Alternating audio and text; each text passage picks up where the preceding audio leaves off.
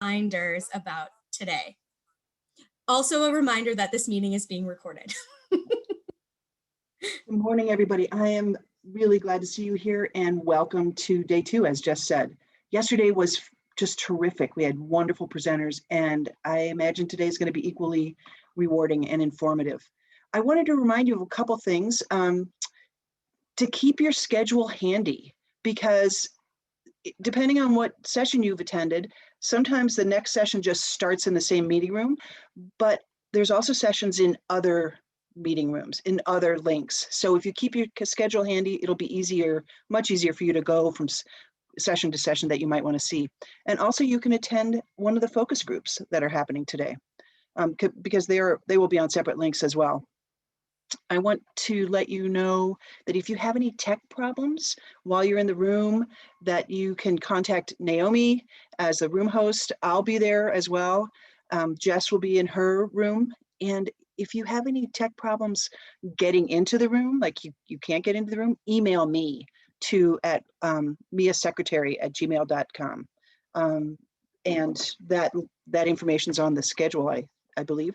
So we can help get you into the room. And I want to do a plug for the online auction. We have some wonderful items there, so please take a look. It's at biddingowl.com. The link's on the schedule. And let you know that the virtual field trip is tonight at 7. And just mention 3 of our sponsors that have been really helpful in helping us put on this conference. And that's the National Wildlife Federation, that's Naomi, and the Montana Discovery Foundation. Rebecca is part of that, and then Montana Outdoor Science School, or MOSS, and that's Jess. So that's it for me, and looking forward to seeing you all in the sessions today. Thanks. Thanks, Rose. One other thing, I wanted to give a shout out to our top 3 trivia teams last night.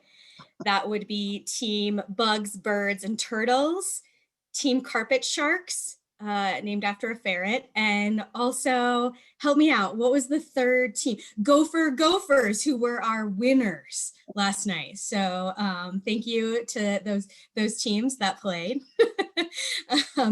And then finally getting this really rolling for you all. Today, as I mentioned, we are in for a treat. Today we have Annie and Luja here, who both grew up on the Flathead Nation and both credit their families and ancestors for teaching them how to see the natural world in all of their bios anyway, so, and in their actions, I'm sure. Both working on degrees at SUNY College of Environmental Science and Forestry, but as Luja says in your bio, Luja, I was reading again, I loved that you said, hey, which college isn't important? What's important is learning to learn. And so today they are offering up a live podcast recording of their show, the NDN Science Show, which is a podcast about every human's potential to observe deeply and understand how the world works, and a show where Annie and Luja have conversations about science and Indian stuff. So I am going to just turn it over to them, while also saying that this is going to be a live recording and they will be sending this out then as one of their podcast episodes. So we have you all muted and we will have a time for question and answers at the end. Although after yesterday, do you really trust me? Who knows? Who knows if we will or not. And we'll shoot for going until right around 9:50 or 10 to 10 there. So. All right, everyone, I'll turn it over to you two then.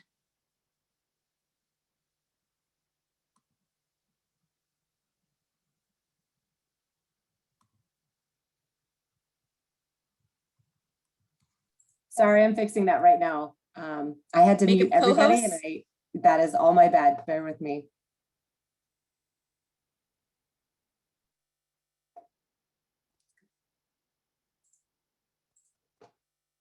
All right, Annie and oops, hold on one second.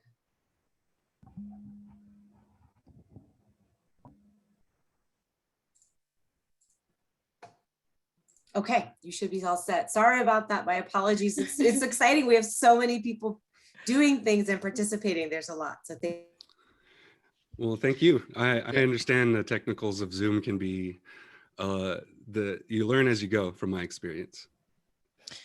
Oh yeah. Yeah. Having kind of teleworked the last year, it's been definitely interesting. And I think teleworking the last year in COVID definitely kind of highlighted the importance for the episode we are going to talk about today for sure. Yeah, definitely. And so we wanted to just start with a definition of ethnobotany, and then we're going to go into this notion of the honorable harvest. And although Robin is the one that published some literature about this and wrote about it in her book, we are coming at it from a perspective of what we agree on instead of saying that this is some kind of a one-size-fits-all approach. So we're going to explore that, and then we'll relate that to our own stories and how we have seen the honorable harvest manifest in our own lives, as well as how this relates to the idea of place and connecting to place. And after that, we're just gonna quickly go over a little bit of springtime tips that we think are really important for people, not just that are coming to Montana, but that live here. And because we don't always interact with the bears and we don't always go out, but for people that are new to that kind of stuff and for educators, these kind of tips can go a long way to teaching kids and giving them a little bit of confidence to go and interact with plants. And yes, then we'll open it up for questions after that. So with that being said, Annie, you want to read the definition? Yeah, I mean, it only seems fitting that we have a previous episode called ethnobotany. We have a different definition there.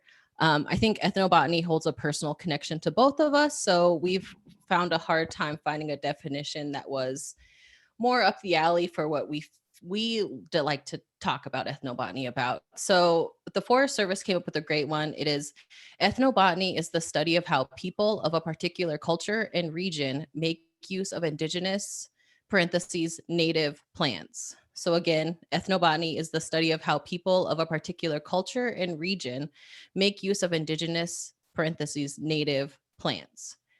And there was two words in particular that stood out to Turtle and I when talking about that, and that is culture and region.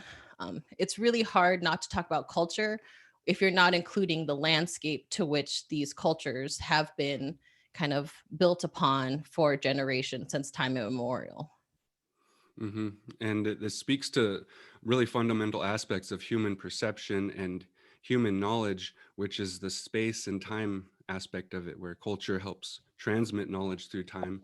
And the region part of this really encapsulates this idea of place, which we'll explore more in detail later.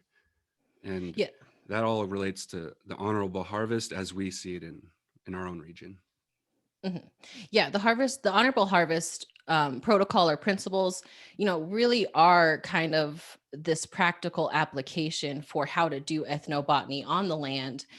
And it's also a kind of a great stepping stone for people that are moving from from urban areas into rural areas, like we are seeing in Montana, where we have an influx of people coming in, brand new landscapes, giant landscapes. Some don't have service. So then how do you reintegrate into a land where you're used to having a city and urbanized area? That's a tough one too. And again, speaking back to the space and time aspects of knowledge, and especially when we talk about things like ethnobotany, that seems to be a huge thing that differentiates the type of issues that people are faced with, whether we live in a rural setting or in an urban setting. And that has a huge effect on culture, as well as the regionality of the way ethnobotany would play out and the way an honorable harvest can play out. And what I really like about this is it's a very simple breakdown of some of these really complex ideas that took generations upon generations to learn. And that's why the culture is so important, is that's how we learn through over generations. So it's really fascinating stuff to me. It is, and it really focuses on sustainability with the land. And I think this conference is really focusing on being sustainable with the land and moving forward in a way where we can not only look at the land as kind of a separate part of us, but also bringing the land to us and kind of moving forward in a kind of integrated lifestyle. Mhm. And so I think that we are just going to go over there is what, 1, 2, 3, 4, 5, 6, 7, 8, 9, 10 principles or protocols. We'll kind of give a quick example for each one just to kind of help people, because some of these are, like Turtle had said, they are kind of broad, that will encompass all of the knowledge that had been passed down, because Robin won't claim any of this as her own idea. Like Jess had said in the beginning as well, I think Leja and I focus a lot on what our ancestors have taught us and the oral traditions that we have learned through our short time, 30-ish years, I guess, in this world. So the first one, Leja. So the first of these principles is to ask permission. And there's a lot of these can be misinterpreted, but and one example of that is to think about intentions, and whether speaking it verbally or just in your head, but to ask permission is to set your own personal intention with these plants. And we can get into all sorts of really interesting botanical studies that I've come across about how plants respond to their environments and stuff, but that would be a whole nother episode. Second one is Yeah, the second one is never take the first, never take the last. So an example is, if you're in a field and you can't see any more of a particular plant that you're looking for, don't pick that plant. Don't harvest that plant. Move to an area that you see it may be a more abundant. And if you never take the first, never take the last, you want to make sure that you are providing these plants for future generations and for the oral traditions to keep being passed down. And the third is to harvest in a way that minimizes harm. And that is, again, a little hard to wrap your mind around. So the way I think of that is to not be too aggressive with plants. Although disturbance is an important part of ecology and nature, it's too much is something that plants won't recover from. And another example I've heard is huckleberry picking can be really tedious. And I've heard that some people will just take the whole plant, which again, that's going against one of these principles. And again, to me, it just seems like a mean thing to do. Yes.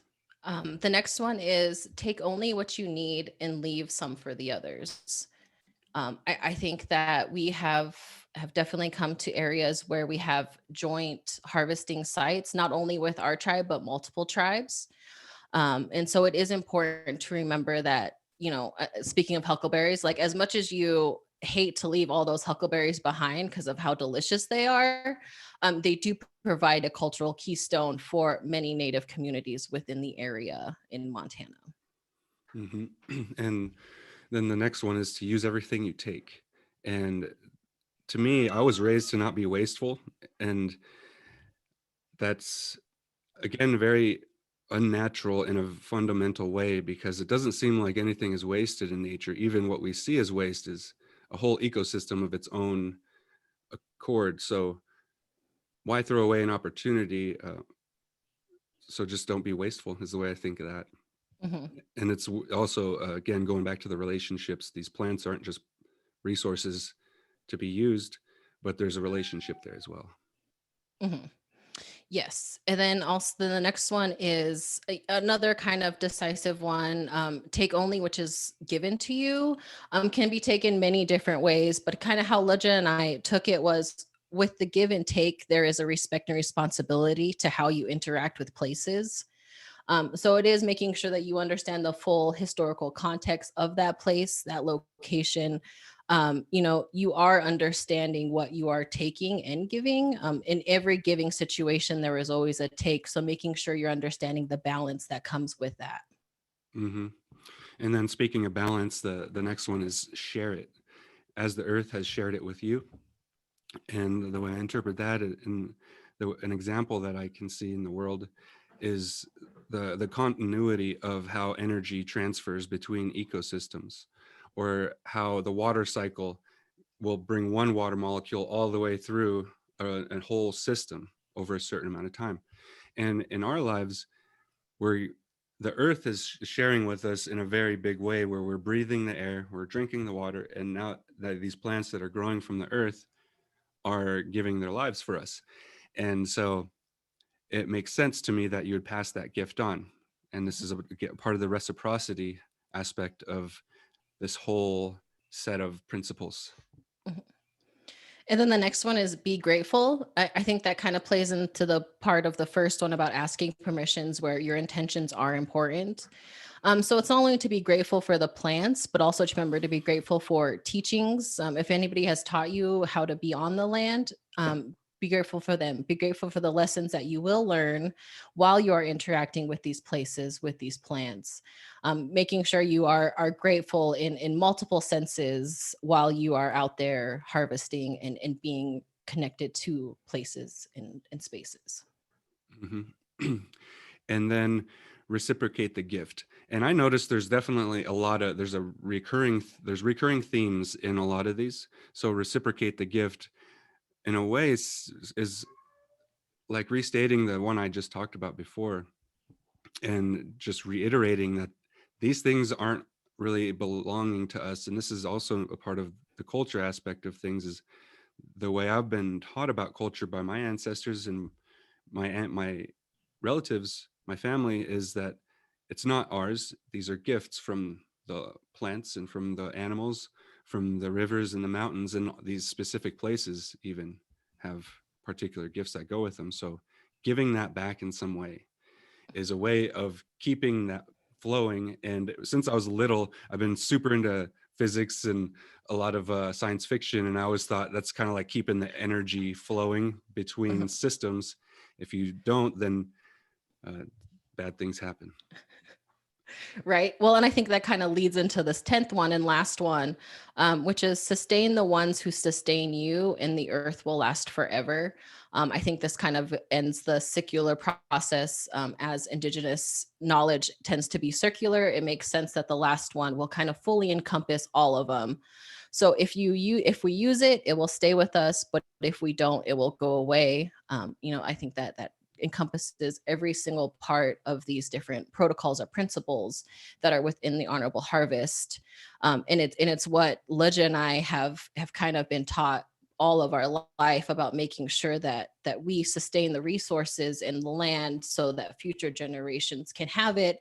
And we've been so great to have had tribe that has focused so much on environmental conservation, that it has been the forefront of our minds, at least for me, since I was born. Me too. And I was raised again to believe bears are my brothers. And I'm what my mom would say, I'm a mutt.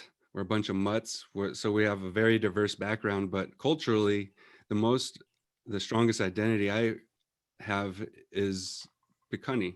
And so that's where I spent a lot of my time as a youth. That's where a lot of my memories are.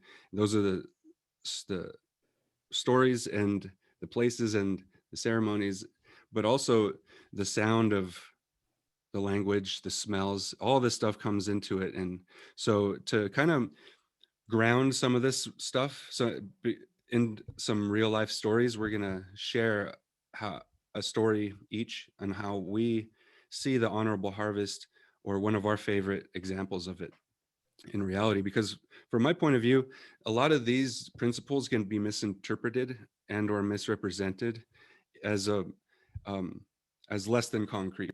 But I want to reiterate that this is a very practical way. In a sense, it's like the methodological recommendations that are coming from some of the principles that have come out of Indigenous science in all these different communities. And I gotta definitely thank Robin Kimmerer, because she's done work for decades to do that. So it's really fascinating to see how all this is coming to a point where now we have some of the words to be able to share some of this knowledge. Because when I was younger, I just didn't know how to talk about it. And I never really knew what traditional ecological knowledge was, or Indigenous science, or any of this until I got into college.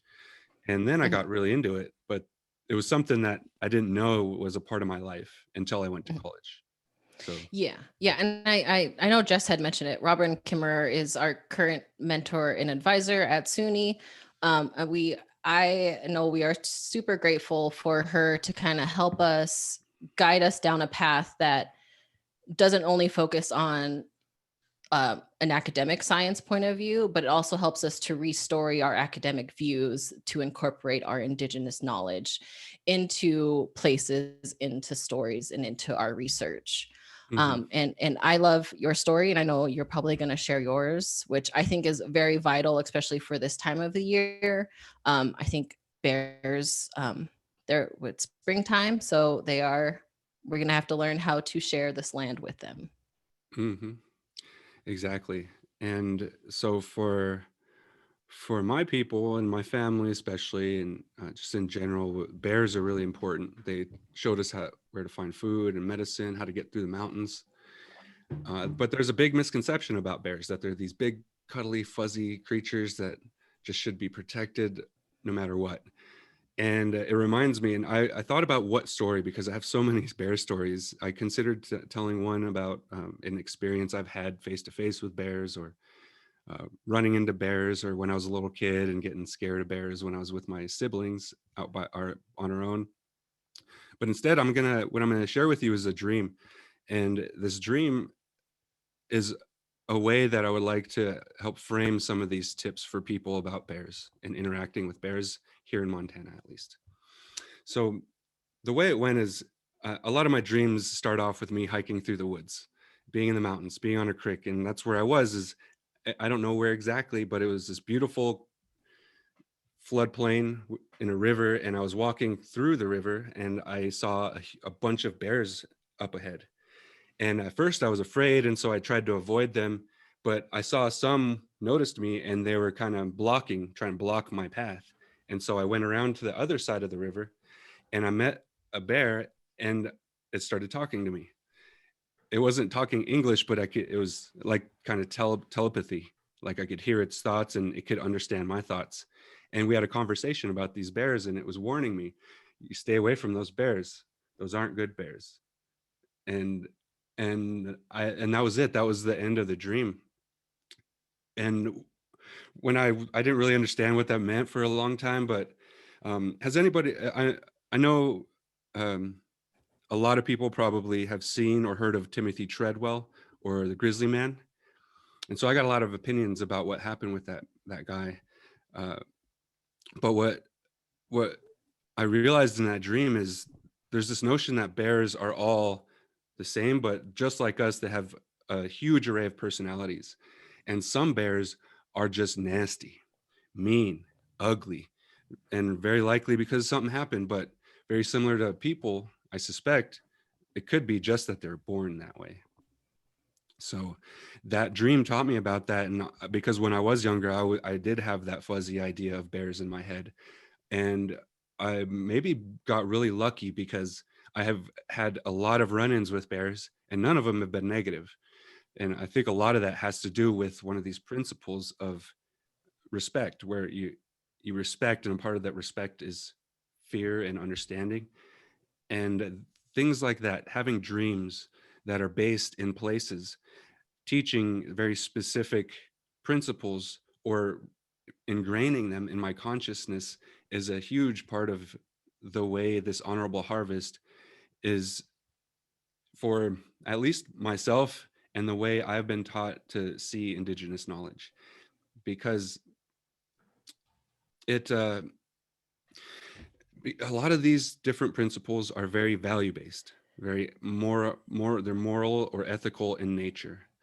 And not everybody has the same values, not everybody has the same ethics. And so that's the way but it's important to be clear on those things. And dreams have always been a big part of the way I've been taught to interpret the world. That it's not necessarily a factual diagram that you can use, but it's informative, and it's another data set that you can use to analyze and try and understand what's going on around you. And it's an awareness thing. Yeah. And I do think it's really important that our teachers aren't only humans, but teachers come in a variety of form. I know we've done an episode on Glacial Lake Missoula, which kind of shows you of like water and glaciers being a very powerful teaching force. You talk about bears. Definitely, I have a love for bumblebees. And I think bumblebees end up being great teachers as well. I am on the train for saving the bumblebees and saving pollinators. I think pollinators itself are very vital to our harvesting and making sure that our ecosystem is staying sustainable. I mean, they are able to, pollinate a lot of other, they're able to get around, as Pat Hurley likes to call them, promiscuous. They are very promiscuous with the flowers that they do tend to go towards. I think it does show that they are great teachers. And I may be a little bit later in the harvesting, being outdoors and really learning how to interact with the land. My family has a lot of historic traumas in their lives, that kind of has stopped this kind of transmissional knowledge that has been passed down. So over the last 5 to 10 years, my family has really made, especially my parents, to really actually learn about the land and really engage with the land in a different way. And I've had nothing but joy and happiness watching my parents, who my dad is a 75-year-old Vietnam vet who is a very tough native guy that is very stoic looking, doesn't say much unless there's a point to what he's saying. And watching him like struggle and watching him overcome these traumas and like really learn how to reconnect with the land has been nothing but astonishing for me. And also my mom, who has a lot of health issues, seeing her find healthy ways through interacting with the land and being with the land and storing plants, having her own garden now. It's very different than how I was raised and how my parents were raised as well. And I have one funny story about bees, actually. I went on we went to pick lovage, or husks, as we call it, in the Lolo National Forest area. And I went with a group of immersion schools. So it's a Salish-based school of kindergarten through 8th grade. And we were just sitting there. I was off on my own, kind of picking my own. And then all of a sudden I hear this bunch of screaming. And unfortunately, as kids have come across a beehive and they were getting stung. And so that their trip got cut short. And I think it showed for me the importance of always being observant in your areas. Just like Turtle was talking about bears, bees can easily be just as much as an issue as anything else. And so being observant and understanding that every part of the ecosystem has a purpose. Everything is secular. Everything has a purpose. I'm a firm believer in forest gardens and kind of 7 layers of understanding that everything from the tall subalpine firs all the way down to moss has an extreme importance in that ecosystem. And I think just being where we're located in the Flathead Reservation, we have had the Mission Mountains in our backyard for most of our lives. Turtle has also had some awesome mountains in the Blackfeet country. So both of us have been surrounded by this really vast outdoors, the Bob Marshall Wilderness area, Lidja loves, that has really attached us in a way that is nothing but profound. And how then do you portray that profoundness to people that may not have the same historical context that Lidja and I have? And I think the Honorable Harvest itself is a great example for people to find that profound attachment and connection to land. Yes. And in the end, and I know I've had a lot of conversations with my elders, and then even Neil, one of our advisors back at ESF, about that it's practical, that it's very pragmatic. And I would encourage anyone listening to look into native pragmatism. And it's one of the only distinct philosophies that came from North America. And this native pragmatism, especially a scholar by the name of Pratt, he is arguing that it's a combination of that a lot of these values that are considered American were already here, and that it was a combination of the interaction of settler peoples and indigenous peoples for centuries. So it's a fascinating idea, and again, just practical. So that's the way I see a lot of this stuff. Is if it doesn't work, we don't really use it. And having gratitude in your life, for example, is very beneficial. And for a long time, I was into kind of the coaching idea of coaching people and helping people just figure out how to be their own version of what is the best version of themselves. And being grateful is one of those tools that helps us get through the hard times and see that the world is actually full of amazing things. And it's also full of darkness as well. So always having that balance and awareness in understanding that it's a very complicated place, and without things like culture and these kinds of cultural tools to be able to transmit some of this knowledge, though it can be really scary. And I think for young people especially, the mountains and the forest can be scary. And I didn't really know how scared people could be of the forest until I went and lived in New York for a while and found out that some people are very terrified of even small patches of forest. And I didn't really understand that. But then again, I started thinking about things in this kind of this, and this is something that I've also been taught, that things come in twos, that there's always a balance. And so I'm looking at this comparison between rural populations and urban populations, and trees and patches of forest play a very different role in urban areas than they do in rural areas. And whereas in rural areas, we're thinking maybe there's a deer in there. I mean, maybe there's some berries in there, or depending on your upbringing, maybe there's a bear in there and I need to stay away. In an urban center, depending on how you're raised and what part of the city you grew up in, that could mean crime, that could mean danger.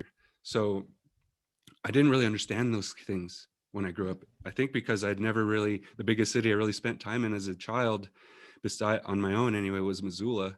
And that's not a very big city compared to these huge cities along the coast. So I think understanding is what I realized. I learned a lot is it's better to try to understand than it is to be right. And we have a lot to learn from each other, us people that that grew up in the cities, but also people that live in the countryside. Oh yeah. And I think we're about coming up on 10 minutes. So I think we're just going to quickly go through some tips for being on the land. I mean, we've already kind of talked about it, but just getting back into the land, looking out and seeing the sunshine. I found the first flower today where I am. So they are coming, whether or not we like it. And I'm so happy. I know I'm happy. Summer is coming and we're all ready for it. But with that comes also the safety and remembrance that also I forget sometimes, that when you're being outdoors, the whole point is that there are other things outdoors as well. So how then do you commingle and also move forward in a sustainable way? So the ones that I have kind of talked about is already be observant, and be observant in many, many things. Definitely birds. We've had a weird winter here where some of our migratory waterfowls didn't leave. So we've actually had some kind of just hang around where we are. And so birds are coming back. We have meadowlarks. I'm hearing some singing. Great signs. Also some buttercups to Salish people are popping up as well. It's a great sign for spring. So be observant. I mean, this is a great time that lets you know about springtime. You're starting to see these signs of spring. Lives are coming. Soon there's going to be baby animals running all over the place. Definitely excited for that. But with that also comes snakes. We have a bunch of rattlesnakes over here. So make sure you're observant if you're on trails. They like to hang out on the sides. Also, if you're driving, don't run over the snakes that are on the sides of the roads. Also, yeah, coyotes, where I am located, we have tons of coyotes. Coyotes are denning up right now, so they're going to start having, their reproduction, and coyotes to Salish people are extremely, save the turtles, extremely important. Coyotes, amphibians, everything's starting to kind of pop up from that kind of dormant period. And so we're going to give you some quick tips to how to interact this next, at least hopefully 6 months. Yeah, and one tool that I really like and it seems to work well with kids is if you're on a trail or you're out somewhere engaging with things and there is a safety concern, what I like to say is, hey, don't be a clown. You look up, down, and all around. That, and then making a joke out, and it's not like you're doing this and going in circles or anything, but just paying attention and making sure you know what's behind you and that you're not leaving people. But also cats, that's if they're going to come on you, that's where they're going to come from. So you want to be paying attention to what's going on behind you. Even a bear can sneak up on people. And like I said, there are dangerous bears, and some people call them man eaters, some people call them problem bears. And not all of them are what I would say maybe bad or mean, but there are some out there. And I know that this is something that's important. So bear safety is really critical, especially now that bear populations have been on the rise and they've pretty much fully recovered in this area. And so understanding the difference between grizzly bears and black bears is really important because their behavior is very different. And there's a little debate on this, but from my experience, it is very different. Black bears generally, when you surprise one or you come across one, they will run. A grizzly bear, on the other hand, if you surprise one, it's gonna likely do one or two things. It'll maybe charge or stand up to get a better view of what's going on or to smell some things. And the way you deal with that is very different than a black bear. So if a black bear is charging you, it's likely that that's a predatory charge and it wants to eat you. If a grizzly bear is charging, it's less likely to be predatory. It still could be, but it's more likely to be defensive in nature, where it's just telling you to get out of there. It's warning you, and to not run, to not have quick movements is really important. To not be staring it right in the eyes, just looking at your feet, talking in a calm but firm voice. All of these come into play if you do happen to get charged by a grizzly bear. It's different for black bears. You want to do the opposite, almost similar to with a big cat, is you want to get big and loud and try and scare it away. And if it does get on you, you fight. You fight to the death with a black bear. With a grizzly bear, there's that saying, you curl up. I mean, easier said than done, I'm sure. I've never had that happen. But just to protect your vital organs, your neck, and to play dead as best as you can.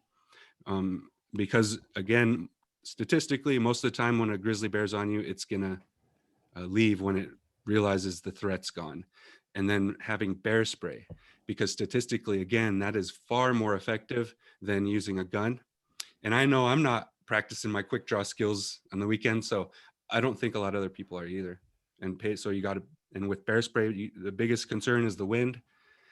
And so there's a lot, and I think there's a big responsibility in learning these things and understanding this stuff, especially if you're going to bring kids out. But you got to do it in a way that's fun and not too scary either. So yeah, and there's always plants as well. So real quickly, yes, real quickly, I know Annie, you have some plant tips, and there's certain plants that are also dangerous.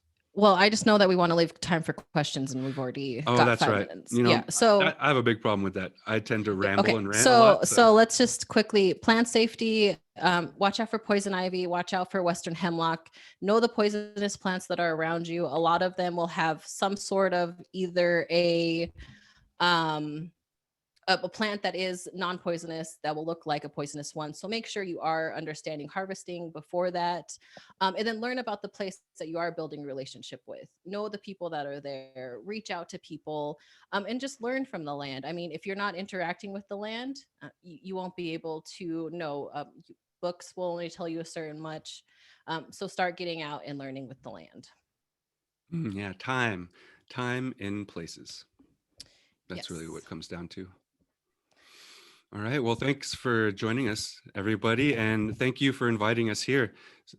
We'd like to leave the rest of the time available for any questions. Yes. And to do that, I'm going to unmute or allow everybody to unmute themselves. So you are free to use the chat and bear with me while I do that, or the chat, or you can unmute yourself. So there you go. I saw somebody had like a snake thing with kids. One thing that I do as a professional wise when teaching kids about especially poisonous snakes is to take them out to a place where they may be able to see one, explain how to keep an eye out for them, explain why they like to stay on roads and trails, explain that they are cold-blooded, that they need that kind of keep themselves warm. So it'll kind of keep their eyes going and keep them maybe a little bit less scared, explain that they have a purpose on the land that they are. They kind of help control populations of rodents, major purposes. So I don't know if that was a quick question, but I did see that. Yeah, snakes are cool. I love snakes. Somebody has asked in the chat, where can they find your podcast? Oh, perfect. It looks like someone dropped the link. That was fast. Yeah. Okay, there you go. Never mind. There you go. And you can also just Google us at NDN Science Show. We're on iTunes, we're on Stitcher, we're on Podian. Podian is where we host it, but also there's a real Google famous Podcasts. one. Yeah, Google. Apple Podcasts. Yeah. I've already Cool. subscribed this morning. So there's another question in the chat. Your first principle of ask permission, can you talk about how best to do that? Yeah, I mean, I was always taught kind of later on that in order for the plant to know, you have to speak the plant's language. And I think that just involves, as kind of uncomfortable as that might be the first time, but it also is just talking to them, being like, is this okay? I'm going to harvest you. I will make sure to follow certain sustainable principles that you go, and then, or just say it in your head, do a little prayer, make sure that you are recognizing that you are about to take something that is extremely important to that plant. Mm-hmm. And this isn't something that I was really raised with, and so I was wondering I'm curious where that came up. And but what we do is, like Annie said, is we pray and we offer something. For us, it's tobacco. But again, there's no monolith. In Indian country, there's differences among cultures. Some people don't use tobacco. Some people find junipers to be really important, whereas for us, subalpine fir is really important. So there's all these differences, and it's very regional. So focusing in on just spending time in a place, and I think that first one is it's the first step to just slowing you down and getting you to start paying closer attention. So there's a lot of ways to do that, and it is a little funny, especially it's especially awkward if you're sitting there talking to a flower, and especially if you've never done that before. But again, it helps release some of these emotions and some of these ideas that you may not be considering, and it goes back to that time, slowing you down and moving more on a plant time scale, so you can actually understand what you're dealing with here. Una. That's great. There's another question, if you don't mind. Jess, is that okay? We have time. Okay, great. So the question is, as an educator from the city, I grew up with that fear of forests. How can I overcome my own fears about forests while teaching curriculum about nature? That is a really good question. And that's something, maybe you have some advice on that, Annie, because I grew up running around in the forest. I didn't start spending time alone in the forest until I was about 14, 15. But even that's pretty young for a lot of folks. For me, that's just kind of standard. So maybe you could talk about that, and I can offer a little bit as well. I think there's always going to be a fear to the unknown. It's just something that, as an Indigenous person that's late coming to find my own indigeneity, I have a big fear of am I worthy enough to even participate with these cultural plants in this cultural space. And one thing that people have taught me, indigenous and non-indigenous, is making sure that you have a value system that is placed in understanding that the forest is scary and big, but it also provides so many positive benefits. And I would suggest maybe starting off with a refuge kind of setting, or a national park kind of setting, some kind of setting that has already geared towards having people involved with outdoor spaces. Because you will have that kind of convenience of having a paved trail or already carved out trail, with other people walking around. So it kind of will get that step to be out there. And then you could go to a little bit more remote spot. And then it's just consistency. It's just spending time with there. You'll probably spend 10 minutes the first time. You'll kind of observe things. You'll hear sounds. You'll kind of freak out a little bit, and you'll be like, okay, that was enough for the day. But don't act like that was a bad thing to do for only being in there for 10 minutes. You will slowly build time as it goes on. I have a hard time being in very wide open prairie areas. I lived in Kansas for 5 years and I hated it. That wide open spot just like drove me nuts. I like seeing mountains. And so we all have a certain innate fear towards something new. And just always know that being consistent in kind of how you practice it. If you find comfort in praying, I always smudge before I go out there, just because it kind of adds a protection layer to me. So whatever you find comfort in religion or some sort of spirituality, keep that with you when you're out there. And I think that will help you move forward and gain that comfortability right away. Sorry, my cats. That's I think that's a really good point. That it goes back to some of these principles of just spending time.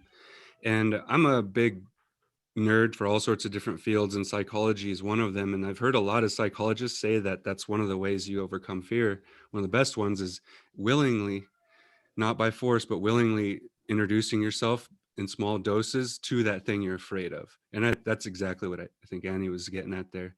And I would have this give you the same advice. And a part of growing up and a part of becoming an adult for my family and my culture is there is a certain point where you do have to overcome fears. You have to go out and challenge yourself and do something on your own that is fearful. And often things we're fearful of are inherently dangerous. So taking these tools with you, the safety tips and things like that. And someone mentioned the apex predators, and just really understand. And it gets me to one of the lessons my instructors in undergraduate school taught me, is you always understand the biology of the organism you're studying. And that includes the whole diverse array of all the different predators we have to share the forest with. So understanding their behavior and just taking that responsibility on yourself is empowering. And in my life, the more I understand something, the less I fear it. And the more I have confidence that if something does come up, I can at least not panic and hopefully respond in a good way. Someone brought up Doug Peacock. Thank you. He's like kind of like the other side to this story. And he talked a lot about that kind of stuff, that there's some bears that are just, you stay away from them. And Grizzly Years is a really good book. All of his books are really good. So anybody that hasn't read Doug Peacock, if you're living in Montana, it's almost required reading, in my opinion.